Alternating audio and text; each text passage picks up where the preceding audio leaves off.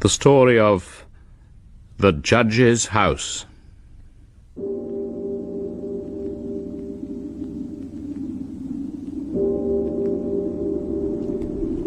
It's an old and rambling house in the Jacobean style, with heavy gables and windows unusually small and set higher than customary in such houses.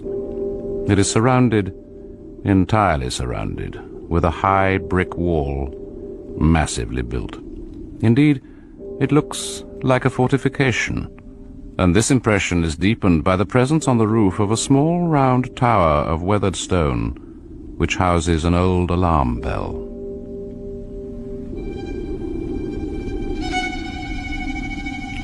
The house is empty. It has been empty for many, many years. All about it there hangs an air of desolation. It stands some distance from the little town of Benchurch, in the midst of a small tract of weedy parkland. But all these things, the absolute, the unutterable loneliness of the place, only makes it seem the more desirable to Malcolmson this year for his final examinations. He needs solitude, and that is something he will certainly find in this house, of all houses. Mr. Carnford? The same, sir. Carnford and Frogmore Estate Agents at your service. I'm the Carnford in the middle. How do you do? My name is Malcolmson. Malcolmson. You will have had my letter? Mr. Malcolmson. Oh, to be sure. Yes, indeed. You wanted to rent the old house along the Rivington Road. Yes. I gather it's available. Oh, certainly. The owners will be only too delighted, I'm sure. It's a lonely old place. Of course, however... That's exactly why I wanted, Mr. Carnford. I think I told you I'm reading for the mathematical tripos. Of course. Yes, indeed. You wanted peace and quiet. Most necessary. Yes. If it's solitude you want, you'll find it in the Judge's house. Oh, yes. The Judge's house, you say? That's what they all call the old house hereabouts. Used to belong to some old judge. Terrible man, terrible. Long time ago, of course. A couple of 100 years at the very least. I dare say he'll hardly trouble me if it was as long ago as all that, Mr. Carnford, no matter how terrible he was. Why was he terrible, by the way? Oh, strange kind of fellow. Always getting people hanged. Very harsh. Had a kind of obsession, you know. Very cruel. As a matter of fact, Mr. Malcolmson, I might as well tell you myself before the locals gossip it out of all perspective to you. There's a sort of... well, a kind of... something. A kind of prejudice, you see. What kind of prejudice? Oh, nothing much. You know the sort of thing. It's been empty so long, you see, and it's so old and desolate. You know the kind of thing that grows up round places like that. To tell you the truth, that's why we're willing to let you have the place so cheaply, you see. If only to accustom the people round here to seeing it inhabited. They won't see much sign of its being inhabited, Mr. Carnford. I'll be too busy at my books to show myself. Oh, to be sure. To be sure. And I suppose that as a scholar you are hardly the kind to worry about these absurd prejudices. My dear Mr. Carnford, for the next few weeks I shall be far too concerned with the mysteries of elliptical functions and harmonical progressions to worry about any other kind of mysteries. Now, if I agree to pay you, say, 3 months' rent in advance? That would be excellent. Then I could move in straight away, do you think? I'm anxious to start work as soon as I can. You shall have the key this moment.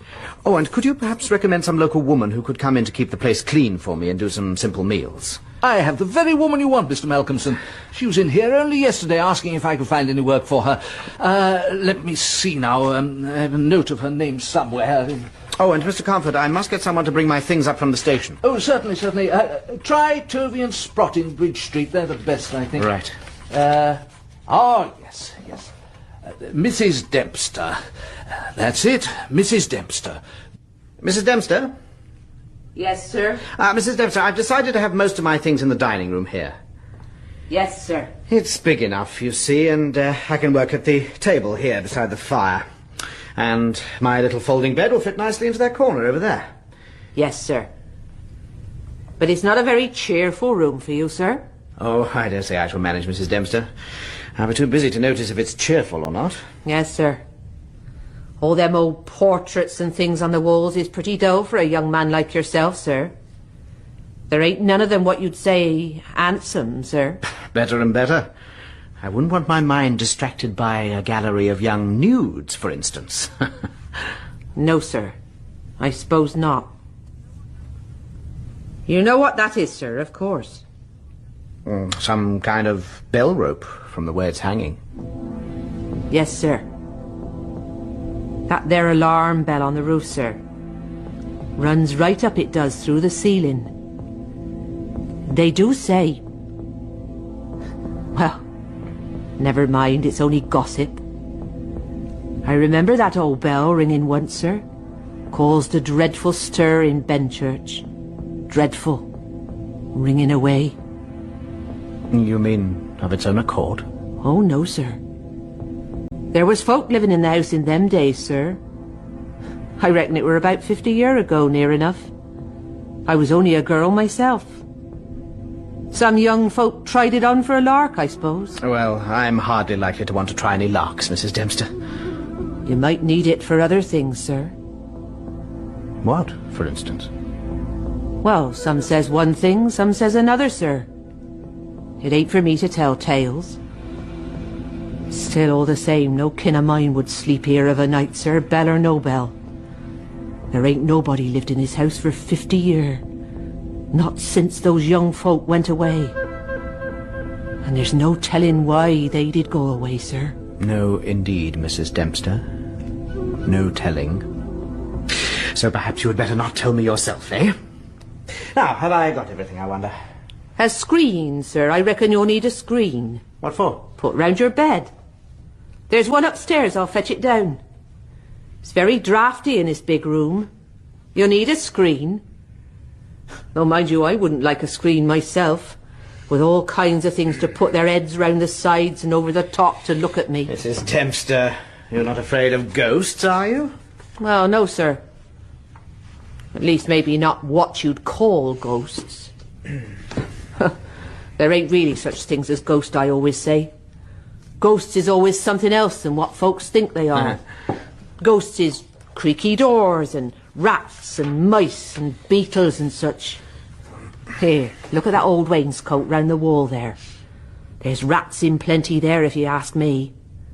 I dare say you'll hear 'em too, of a night. They won't disturb me, Mrs. Dempster. No, sir. But it's different in the night. And if I was to have a screen round my bed in a room like this, with the thought of that old judge and his hangings and them rats all scampering, well, I wouldn't, sir, and that's a fact. Yes, I'm sure you wouldn't. Well, now, if you would be good enough to bring me a kettle and some tea things, I can get to work straight away. I keep myself going with tea in the night time, you know, Mrs. Dempster. Yes, sir. But don't sit up too late, sir. Not good for your health. I'll try, Mrs. Dempster. I promise you I'll try. Oh, and you'll come in the morning to get some breakfast for me, say, 8:30? I will, sir. Well, I'll get your tea things in and leave you to it then. Yes, thank you, Mrs. Dempster. Oh, just one more thing before you go. Yeah? I meant to ask Mr. Comfort, this old judge that used to live here, what was his name? Well, to tell you the truth, sir, I don't rightly know. I did hear it once. Began with a J, if I mind right. Came here from the West Country to settle down for a bit, they do say. Had to lie low or something. He was that unpopular with his hangings. A terrible, cruel man, they say. The West Country? Oh, that wouldn't have been... Wait now, sir. I remember. Yes. Jeffers, that was it. No. No. Jeffries. Yes. I'm sure of it. Judge Jeffries, that was the name, sir. Judge Jeffries.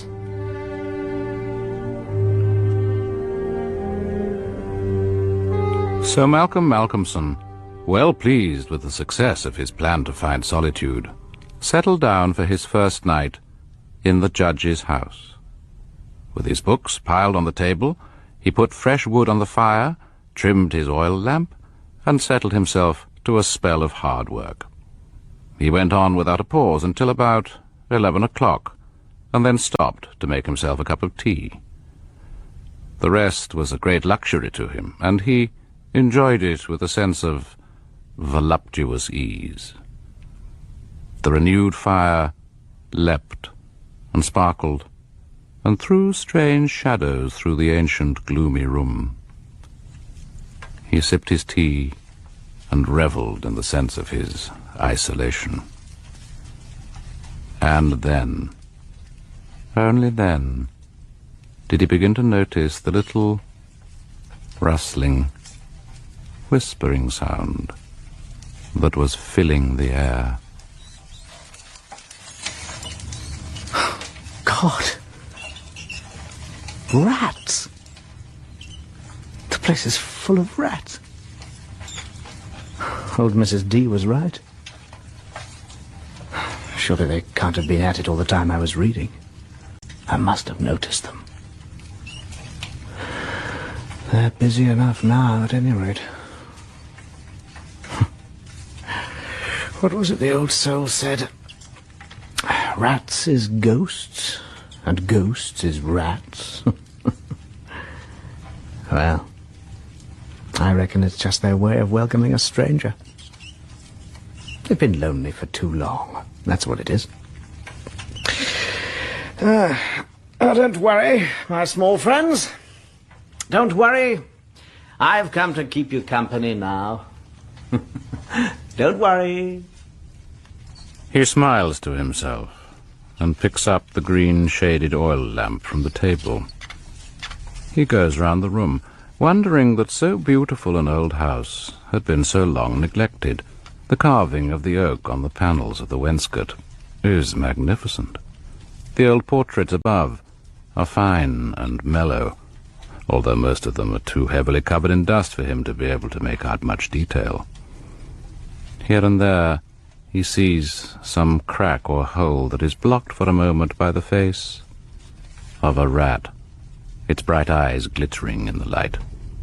They seem most concentrated in numbers in the corner of the old room where the long, slender bell rope hangs down beside a great portrait, larger and more imposing than all the rest. He is looking for a chair to stand on to examine the bell rope more closely at the point where it enters the ceiling, the gathering place, as it seems, of the small, busy host of rats, when he suddenly becomes aware that, just as quickly as it had begun, the noise all round him has stopped.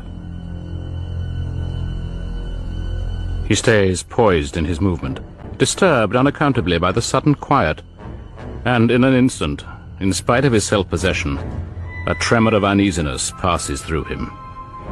There, on a great high-backed carved oak chair beside the fire, which in the interval has died a little, there, steadily regarding him with baleful, glowing eyes, is an enormous rat.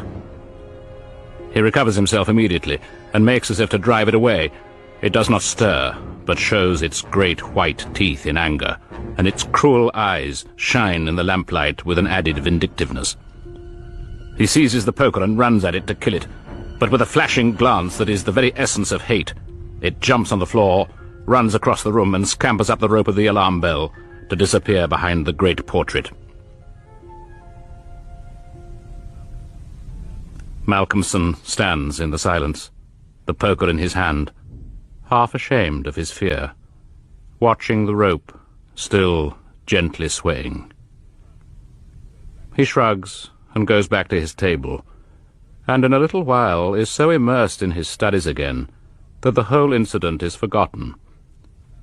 He works in the lamplit silence until dawn, and then, at last, worn out, he goes to bed. Morning, sir. Breakfast. What? What's that? Oh, it's you, Mrs. Dempster. Good morning. I brought your breakfast in, sir. It's nearly 9. I thought I wouldn't wait much longer. 9 o'clock? Good heavens, I had no idea. Thank you, Mrs. Dempster. Will you put the tray down there? Looks to me as if you was overdoing it a bit, sir. Real washed out you look. Was you working late? Late enough, I suppose. About 5 o'clock, I think. You wasn't worried by anything, I hope, sir? I mean, in the night? Oh, I was all right.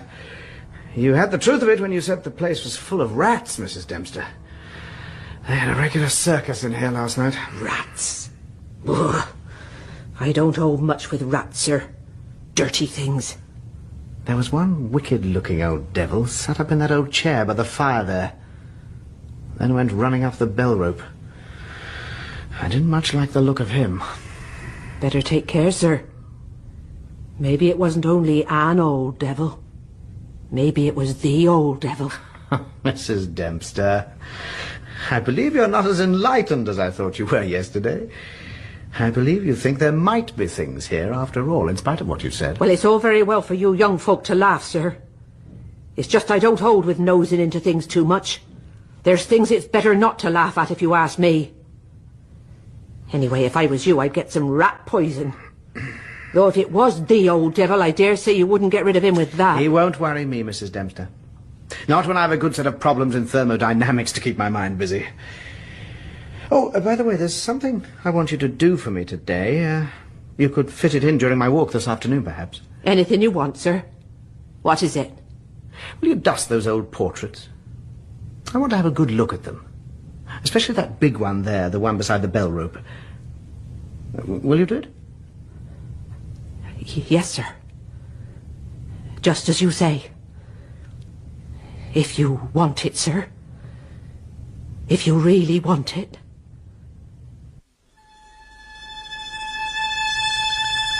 Malcolmson rises and has his breakfast.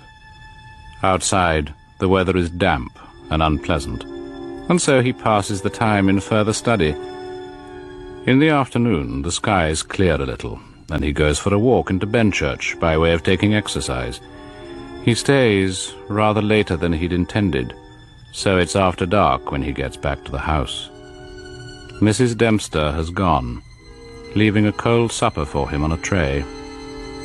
He eats it hungrily, and once more settles himself down in the great dining room for a night of hard work.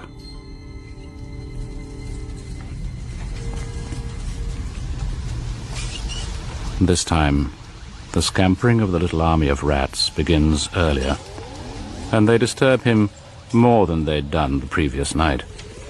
They scamper up and down and under and over. They squeak and scratch and gnaw. Getting bolder by degrees, they come out of their holes from the chinks and cracks and crannies in the wainscoting, till their eyes shine like small red lamps in the firelight. He rises to his feet and seizes the reading lamp from the table, but there's a hasty scurrying sound, and the rats go scampering away and disappear.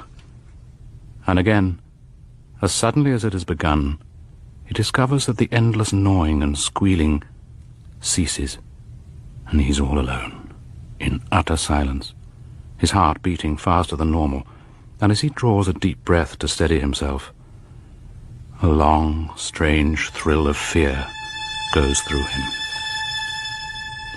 For the first time since Mrs. Dempster has dusted it, he's able to see, quite clearly in the lamplight, the great portrait that hangs on the wall beside the bell rope. It is the portrait of a judge, the judge, in his full robes of scarlet and ermine. The face is strong and merciless, evil and vindictive, with a dark, sensual mouth and a hooked nose like that of a bird of prey.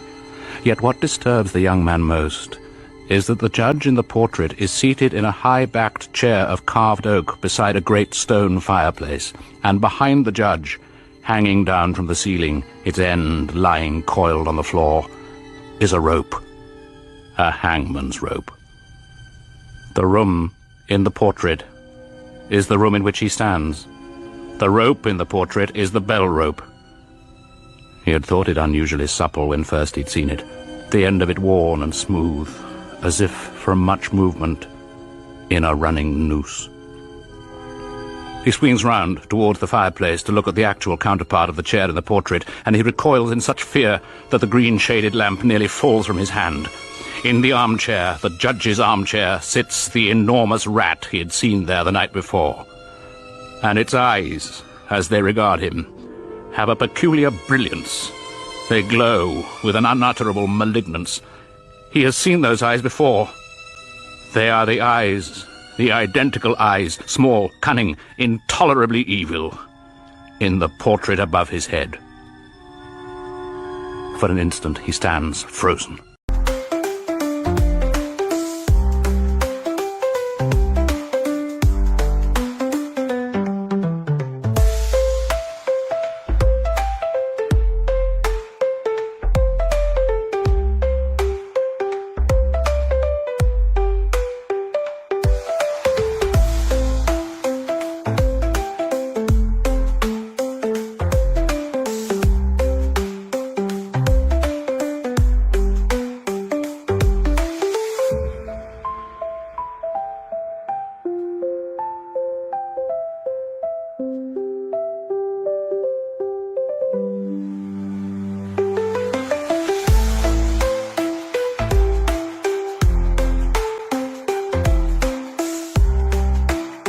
Then he leaps forward, his hand upraised, but the creature again forestalls him. With a sudden, swift movement, it jumps from the chair and scuttles rapidly across the room. Then up the swaying bell rope into a jagged, dark hole in the corner of the canvas of the portrait.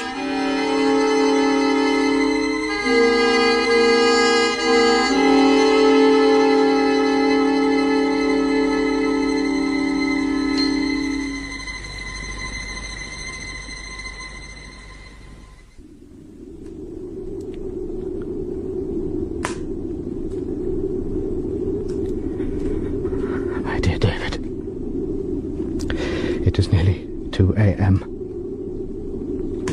I should be working at my books. For some reason, I'm unaccountably nervous, and I'm unable to settle. To calm my mind, I've taken up my pen to write to you. I know I owe you a letter in any case. Outside, the wind has risen, and seems to be growing always in strength. It is suddenly strangely cold, in spite of the great fire I've built. A few moments ago I had to take a neat brandy, or I might have been unable to steady my hand to hold the pen at all. I think you know that I am not a particularly imaginative man. If anything, I can be blamed for always taking a materialistic view of things. Yet, as I sit here in this ancient room, I am oppressed with a sense of evil. You did not tell me when you recommended this old house as the very place I was looking for to find peace and quiet that there were any dark associations attached to it. When I heard strange rumors concerning it, I paid no attention to them. Even now, I try to regard them as irrational superstitions. Yet an hour ago, less than an hour ago, I found myself in the grip of mortal terror. Indeed, it is to calm my nerves from the experience that I write to you now. The house here is infested with rats. Normally I'm not afraid of rats. Indeed, at first I almost welcomed their scamperings as a little sound to keep me company in the night. But here, in this very room, I saw a rat that was bigger than any I've ever seen in my life before. And there was also a something all about it that I cannot express, but which seemed to me to be charged with evil. What impressed and terrified me most as I looked at it was that its eyes, red, dreadful eyes, were, and I must say it, however wild and strange it may seem, were human eyes. Recognizable human eyes. Above me here, as I sit at my table, is a portrait, and when I raise my own eyes to look at it,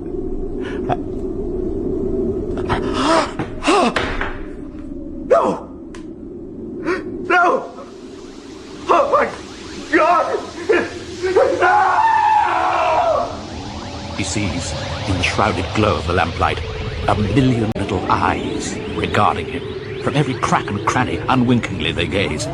He sees small, furry bodies gathered close in a circle all round him, on the high-backed chairs, on the frames of the pictures, clinging motionless along the very top of the bell rope itself. The bell rope is quickly laden with rats, yet his fear does not spring from their eyes. He does not only fear the rats, it is something else that he sees that freezes him to the spot. In the center of the great portrait above him, the portrait of the judge, is a huge, irregular patch of brown, naked canvas, as fresh as when it was stretched on the frame. The background is as before, but the figure, the central figure, has disappeared. The judge is no longer there. In the oaken chair, the chair on which had sat the monstrous red-eyed rat, sits now the judge himself. His robes of scarlet shine in the flicker of the firelight. On his head, above the evil eyes, a black cap. In his withered white hands is the supple end of the bell rope, the hangman's rope. And even as Malcolmson stares in a paralysis of fear, the monstrous, stooping figure rises, still smoothing the end of the rope in his fingers and forming it to a coil and then to a noose. And with his eyes aglow in a red flame of triumph, he advances towards the helpless figure of the student, his long, strong, scarlet arms stretched out to him. No! Oh, God! No!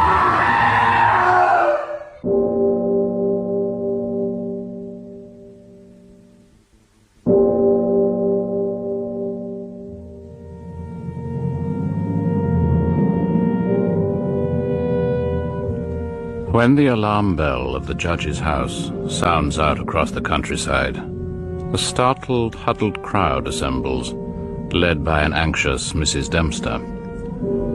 Lights and torches appear, hurrying over the fields and through the desolate parkland. The bell still clangs as the white-faced helpers force their way into the great, dark house and move, terror-stricken, into the dining room. As they crowd in the doorway, wide-eyed and silent, they see why the bell is sounding. Swaying slowly back and forth at the rope's end is the twisted body of the young student. On the face of the judge, in the portrait beside him, is a smile of dark, malignant triumph.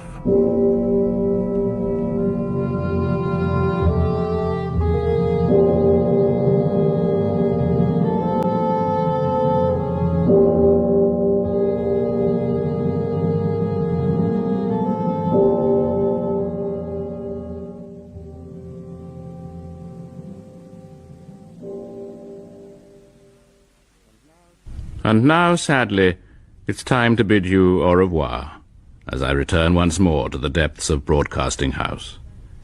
Thank you for sharing my 13 stories, and a big thank you, of course, this week to David Timson, who played the unfortunate Malcolmson, Tessa Worsley, who was Mrs. Dempster, and Norman Bird, who played the part of Carnford.